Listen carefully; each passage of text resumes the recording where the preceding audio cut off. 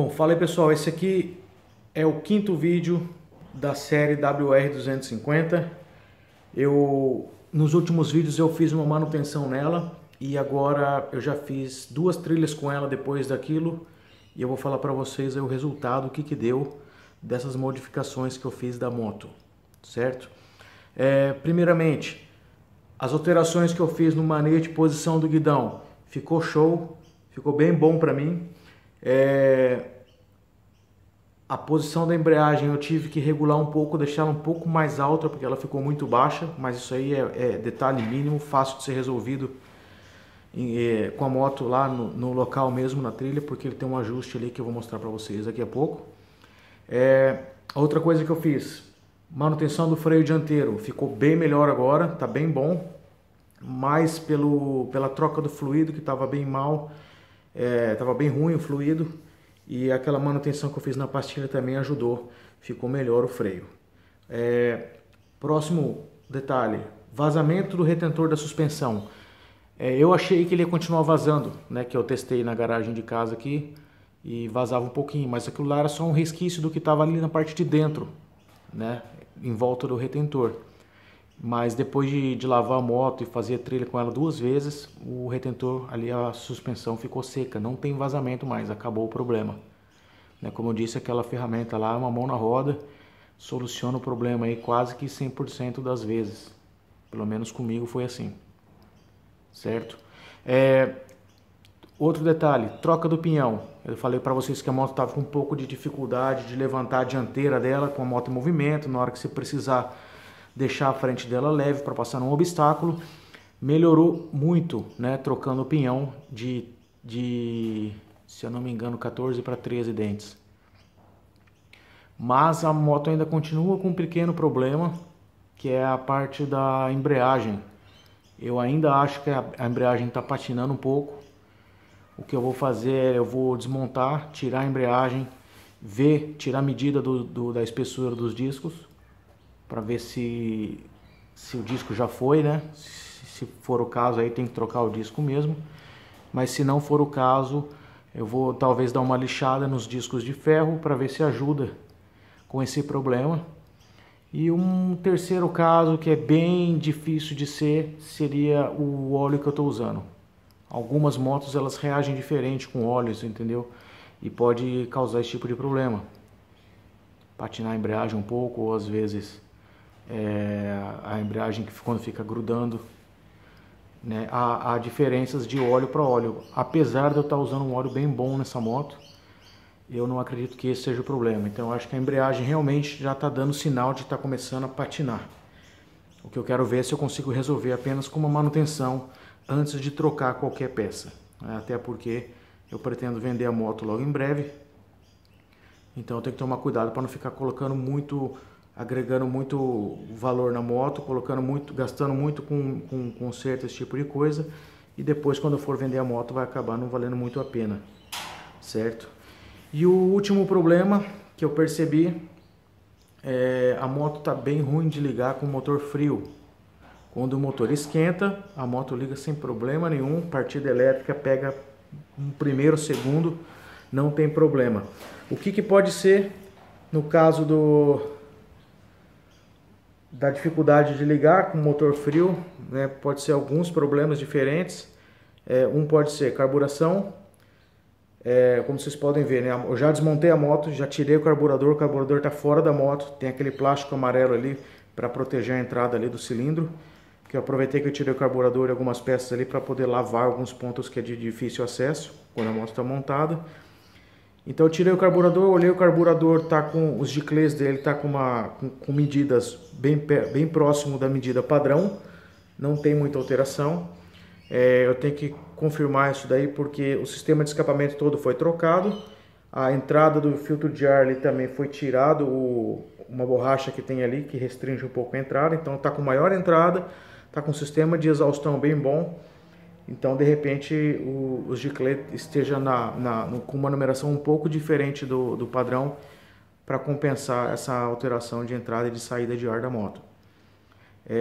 Então, achei que pudesse ser carburação para ligar a moto.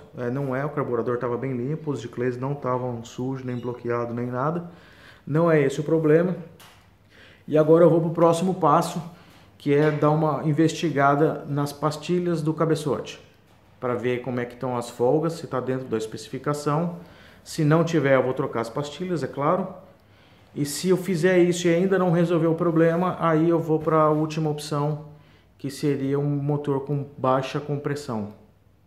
Que aí, se for esse o caso, eu não vou fazer nada na moto, eu vou vender ela desse jeito e vou deixar ela assim mesmo, até porque para mim não vale a pena consertar a moto, né? Já que a minha intenção é para fazer negócio, não vou ficar com ela.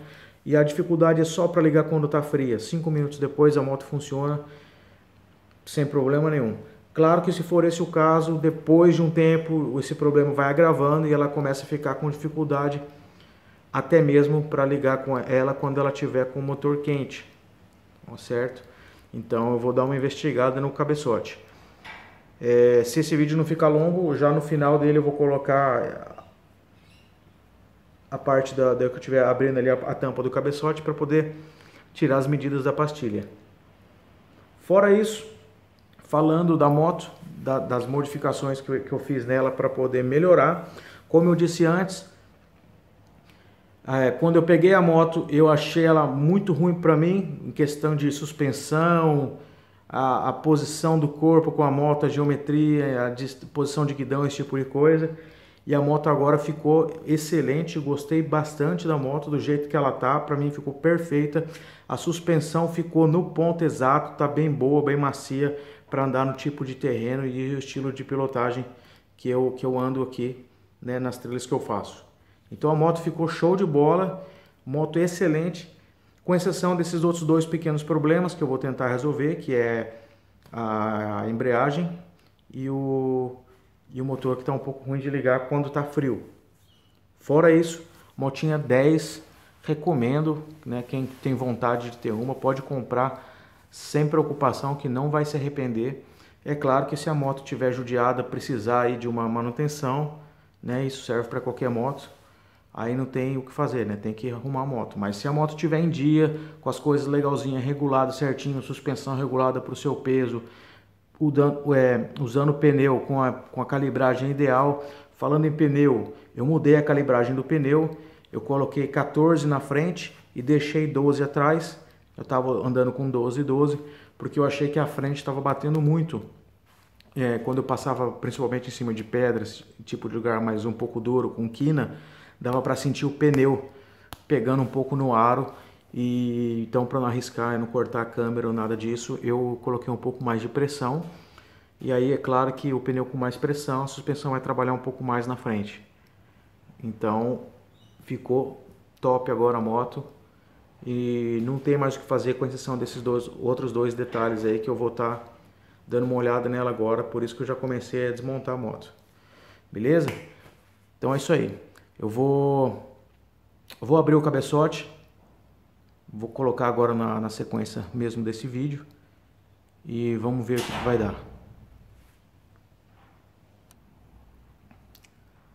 Bom pessoal, é o seguinte, vocês vão ter que me desculpar aí, mas mudanças de plano, eu tô dando uma olhada aqui, vai dar um pouco de trabalho para poder pelo menos abrir a tampa aqui do cabeçote. Tem muita coisa aqui no caminho, eu vou ter que liberar espaço.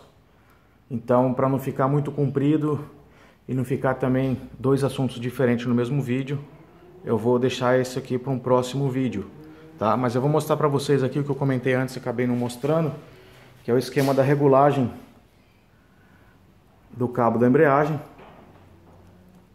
tá? Com isso daqui eu consigo regular ele e esse outro parafusinho aqui também, para poder deixar a altura aqui do jeito que você preferir do manete, tá? E eu acabei que preferindo usar a posição com o dedo do meio, certo? Com o dedo do meio eu consegui ter uma melhor pegada no guidão e utilizar a embreagem sem problema nenhum. Foi a melhor posição que eu me achei ali, certo? Eu tinha o hábito de colocar os 4 dedos no manete quando eu andava, eu demorei para conseguir consertar isso. Então agora eu estou começando a me acostumar mais a operar ali manete e freio, embreagem e freio com 1 ou 2 dedos, dependendo do caso. Então eu ainda estou me adaptando nisso daí. Beleza? Bom, gente, eu vou parar por aqui então o vídeo. Vou deixar o restante ali para um próximo vídeo. E vou deixando por aqui então, beleza? Valeu, galera aí. Quem curtiu, dá um joinha aí. Se inscreve no canal para ajudar aí. Beleza? Até o próximo vídeo. Falou!